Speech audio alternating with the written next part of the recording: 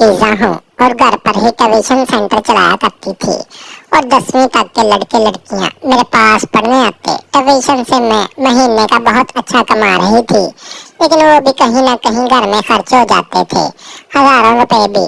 मैं अपना घर ठीक से नहीं चला पाती थी, लेकिन जो था मेरे लिए वो ठीक चल रहा था। एक दिन मेरी ट्यूशन में एक 60 साल शख्स अपने 15 साल के पोते को ले आया और वो शख्स बड़ी महंगी गाड़ी में मेरे घर आया था और मैं उसकी जिंदगी का तर्ज भी बिल्कुल अमीर लोगों की तरह था। इस शख्स की यह शान देखकर मेरी आंखें चमक गई। मैंने उनसे उनका तारफ पूछा तो वो बोले, मैं सेठ करीम हूँ और मैं अपने पोते काशी का ट्यूशन लाया हूँ। मुझे यह सवाल उठ रहा था कि वो शख्स इतना अमीर होते हुए भी अपने पोते को घर की ट्यूशन में क्यों लाया, जबकि शहर में बड़े बड़े कोचिंग सेंटर थे। मैंने उनसे वहीं अपने सवाल का जवाब मांगा। उस पर उन्होंने कहा, मैडम, अगर आप मेरे पोते को 15 साल का समझ रही हैं तो सुनिए, वो 15 का नहीं बल्कि 17 का है। इसका 10वीं पास करने का उम्र तो कब का निकल चुका। पिछले 2 साल से वो बार बार फेल हो रहा है। शहर के बड़े बड़े कोचिंग में उसे पढ़ाया गया, लेकिन कुछ फायदा नहीं हुआ। एक तालिब इल्म से आपका नाम सुना। कभी कभी जो बड़े लोग नहीं कर सकते वो एक सादा इंसान कर देता है। अब मैं आपके पास बहुत उम्मीद लेकर आया हूँ।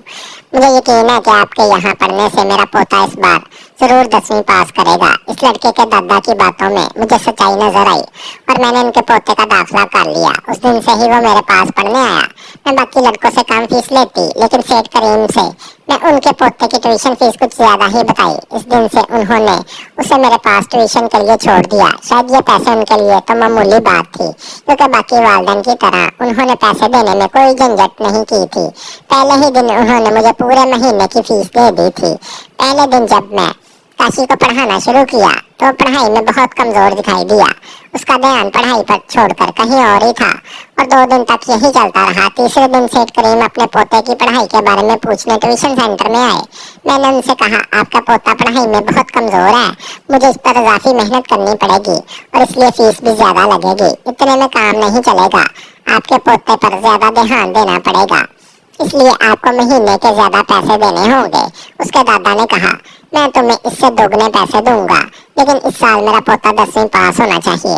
अब मैं इजाफी पैसे ले रही थी, इसलिए मैंने इजाफी क्लास के लिए भी हाँ कर दी। दोपहर 2 से 3 बजे तक बाकी सारे तालिब इल्म ट्यूशन खत्म करके अपने अपने घर चले जाते, लेकिन काशी 3 बजे के बाद भी शाम 5 बजे तक अकेला ट्यूशन में रहता। एक दिन जब सारे तालिब इल्म चले गए तो मैं थोड़ा आराम करने के लिए किचन में पानी पीने चली गई। जब मैं किचन से बाहर आई तो मैंने देखा कि काशी मोबाइल चला रहा था। जैसे ही मैंने उसके हाथ में मोबाइल देखा, मैंने उससे मोबाइल ले लिया। उसके पास जो मोबाइल था वो सादा नहीं था, बल्कि बहुत महंगा फोन था। 17 साल के लड़के के हाथ में 1.5 लाख का फोन, ये देखकर मेरी आंखें चमक गई। काशी बहुत जिद्दी था, ये मुझे उस दिन समझ में आया जब मैंने उसके हाथ से मोबाइल वापस लिया। मोबाइल वापस देने के लिए वो जिद करने लगा। इस खींचातानी में मेरा दुपट्टा नीचे गिर गया और उसकी नजर अचानक गलत जगह पर जा टिकी। इसकी नजर को समझते ही मैंने उससे उसका मोबाइल वापस दिया और फौरन अपना दुपट्टा संभाला। मैं काशी को सोता समझती थी, लेकिन उसमें बच्चे जैसी कोई आदत नहीं थी। मैंने उसे उसका मोबाइल दे दिया और उसके बाद उसे कुछ नहीं कहा। मैंने उसे कहा, ट्यूशन खत्म हो गई, अब घर जाओ। तब वो मेरे पास आकर बैठ गया और बोला, टीचर, मुझसे गलती हो गई। बोलते बोलते उसने मेरा हाथ अपने हाथ में ले लिया। उसका लमस मुझे किसी बड़े इंसान की तरह महसूस हुआ। वो मेरे पास बैठा था।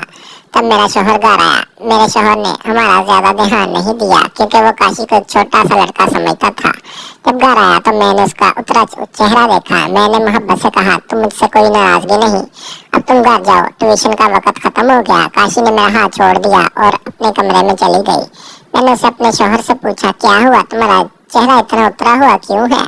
उस पर वो बोला, इस महीने मेरी तनख्वाह कम आई, इस महीने कट गई। इसके इतने चेहरे को देखकर मैंने उसे अपनी अलमारी से कुछ पैसे निकाल कर दिए। मैंने उसे बताया कि मैं अपने ट्यूशन क्लास से अच्छी कमा रही हूँ, पैसा दे देती हूँ। शौहर ने मुझे शुक्रगुजारी से देखा। तभी मेरी नजर कमरे के दरवाजे पर गई, जहाँ मुझे काशी दिखाई दिया। वहाँ मेरे कमरे में झांक रहा था, तो उसे देखते ही मैंने कहा, काशी, तुम यहाँ? तो वो मेरे शौहर के सामने हिचकिचाकर बोलने लगा, टीचर, मुझे रियाजी का एक सवाल समझ में नहीं आ रहा, इसलिए मैं रुका। तब मैंने काशी से कहा, तुम बाहर बैठो, मैं आ रही हूँ। फिर मैं फ्रेश होने के लिए बाथरूम में गई और फिर मैं बाहर हाल में आई। घर में ट्यूशन लेना बहुत मुश्किल काम होता है, क्योंकि बच्चों की निगाहों में क्या आ जाए कोई नहीं जान सकता। हाल में आते ही काशी ने कहा, रियाजी मैं कल समझ लूंगा, और फिर वो घर चला गया। और काशी की बात सुनकर मैं हैरान परेशान बैठी रही। अगले दिन काशी एक्स्ट्रा क्लास के लिए 3 से 5 बजे तक रुका। उसे मैंने थोड़ी मशक देकर अपने कमरे में चली गई। आज शाम मैंने तय किया कि मैं अपने लिए एक जोड़ी झुमके खरीदूंगी, मगर अलमारी खोलकर देखी वहाँ पैसे कम थे। मैंने कल जितने पैसे जमा किए थे, जिनमें से कुछ पैसे मैंने अपने शौहर को दिए, बाकी कहाँ गए मुझे कुछ समझ नहीं आया। आखिरकार मेरी आंखों में आंसू आ गए। तब अचानक काशी वहाँ आ गया। उसने मेरे आंसू पोंछे और मुझसे पूछा कि क्या हुआ। मेरा मसला सुनकर काशी अपने बैग से कुछ पैसे लाया और मेरे हाथ में रख दिए। मैंने जज्बात में आकर उसे गले लगा लिया। हालांकि मैंने जज्बात में बहकर उसे गले लगा लिया, लेकिन काशी ने मुझे कुछ मुख्तलिफ तरीके से पकड़ा। उसका लमस गलत जगह हो रहा था। जब अचानक मुझे उसका ऐसा लमस महसूस हुआ तो मुझे एहसास हुआ काशी अब छोटा नहीं रहा। मैंने फौरन उसे अपने से दूर किया। जब मैंने उसकी नजर देखी तो मैं हैरान रह गई। मैंने उसके पैसे वापस ले लिए और उसे बाहर हाल में भेज दिया। इस दिन के बाद काशी मुझसे और ज्यादा करीब होने लगा और मुझसे हंसकर बात करने लगा। ऐसे ही दिन गुजरते गए। कुछ दिन बाद जब फिर से पैसों की जरूरत पड़ी, काशी की नजर फिर से फिसल गई और मुझे ऐसी जगह घूर रहा था कि मुझे अपने दुपट्टे का भी ध्यान नहीं रहा। मेरी नजर काशी पर थी, वो मर्द जो औरत के नखरे उठाता और उसे खुश रखता। उसी के साथ वक्त गुजारने की औरत की ख्वाहिश होती है। पिछले कुछ दिनों से मैंने अपने शौहर को खुद से दूर रखा, क्योंकि वो मेरी जरूरत पूरी नहीं कर रहा था, इसलिए उसे मेरे साथ वक्त गुजारने का भी हक नहीं था। जब मैंने अपना दुपट्टा ठीक करना शुरू किया तो काशी ने मुझे अपने एटीएम कार्ड दे दिए और उसका इरादा यही था कि मैं उसके सामने बैठी रहूं। मेरी खूबसूरती देखकर वो मेरी मदद कर रहा था। मुझे समझ आ गया था। धीरे धीरे मैंने उसे अपने मोहब्बत के जाल में फांसना शुरू कर दिया। अब उसका ध्यान पढ़ाई से हटकर मुझ पर ज्यादा था। मुझे उसका ध्यान अपनी तरफ से हटने नहीं देता था। एक दिन शाम को काशी के दादाजी उसे लेने आए।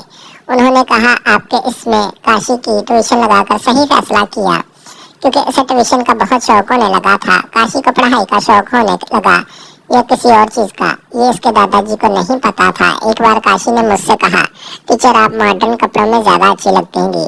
फिर एक्स्ट्रा क्लास के वक्त काशी मुझे शॉपिंग के लिए मॉल ले गया।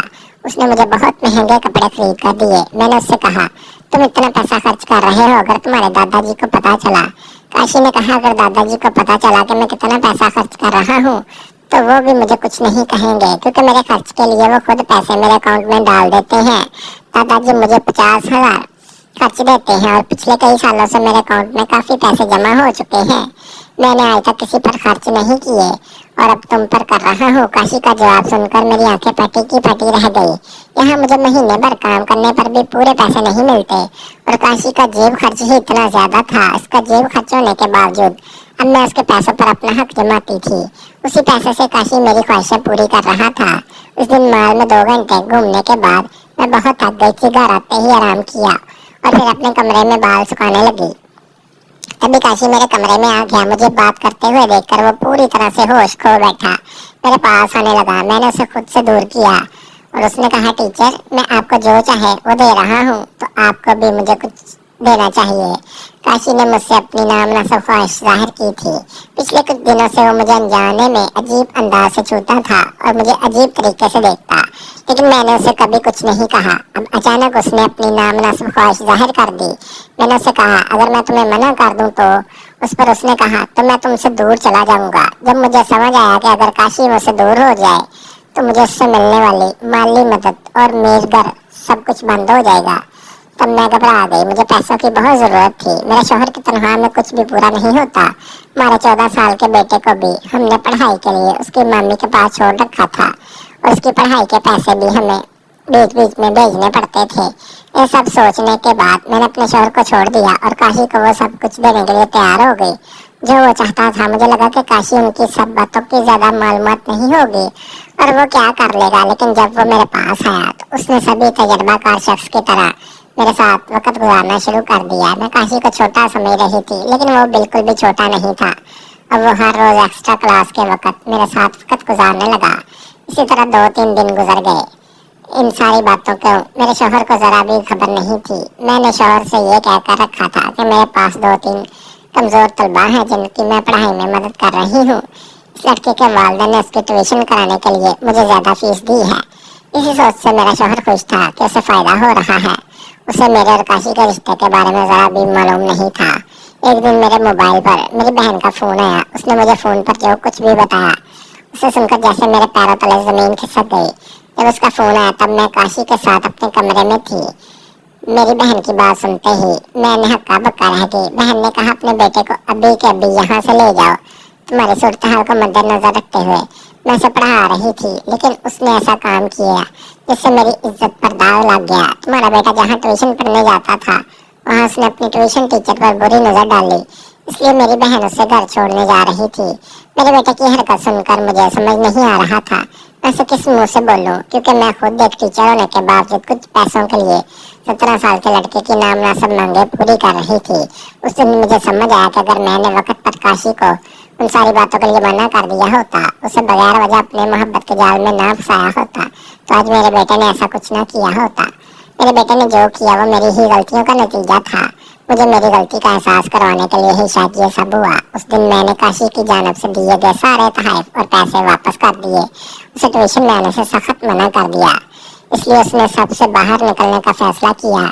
उसको ये एहसास हो गया था कि उसने बहुत कम उम्र में एक बड़ी गलती की। उस दिन के बाद उसने पढ़ाई पर तवज्जो देना शुरू कर दी। मैंने ट्यूशन पढ़ाना बंद कर दिया, क्योंकि पिछले महीने मैंने जो कुछ भी किया उसका मुझे बहुत पछतावा था। मैं इस बारे में अपने शोहर से कुछ नहीं कह सकती और ना ही मैं अपने 14 साल के बेटे से आंखें बना सकती थी। बेटे ने जो किया वो गलत था, लेकिन मैं उसे किस मुंह से डांटूं। मैं उस दिन से ये ठान ली थी कि जो मेरे पास है उसी में खुश रहूंगी। पैसा सब कुछ नहीं होता, पैसे से बढ़कर होते हैं अखलाकियात। मैं अपने बेटे और तलबा के अखलाकियात देना भूल गई थी। पैसे कमाने की दौड़ में मैंने अपने अखलाक खो दिए थे। खुदा ने मेरे बेटे से गलती करवाने के लिए मुझे मेरी गलती का एहसास दिलवाया। उस दिन से मैं अपने बेटे को अच्छे अखलाक देने लगी।